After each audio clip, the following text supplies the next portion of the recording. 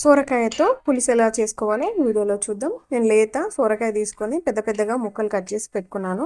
తర్వాత ఒక పాన్ తీసుకొని 2-3 స్పూన్స్ ఆయిల్ వేసాక పోపు దినుసులు అన్నీ వేసుకోవాలి. అవి వేగాక మనం కట్ చేసి పెట్టుకున్న సోరకాయ ముక్కల్ని వేసి కొంచెం సేపు ఫ్రై అవ్వనివ్వాలి నూనెలోనే. కొంచెం అయ్యాక ఒక స్పూన్ టర్మరిక్ పసుపు వేసి బాగా కలపాలి. అల్లం పేస్ట్ కూడా వేసి బాగా కలిపి ఒక 5 నిమిషాలు అలా మూత పెట్టి ఉంచాక ఈ ముక్కలు కొంచెం ఉడికాక మనము ఒక బౌల్లో చింతపండు రసం కూడా తీసుకొని పోయాలి.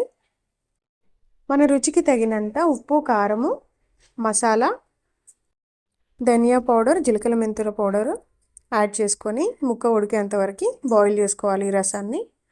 కొత్తిమీర లాస్ట్లో కొత్తిమీర కొంచెం వేసి ఆపేస్తే మనకి సోరకాయ పులుసు రెడీ అయిపోయింది.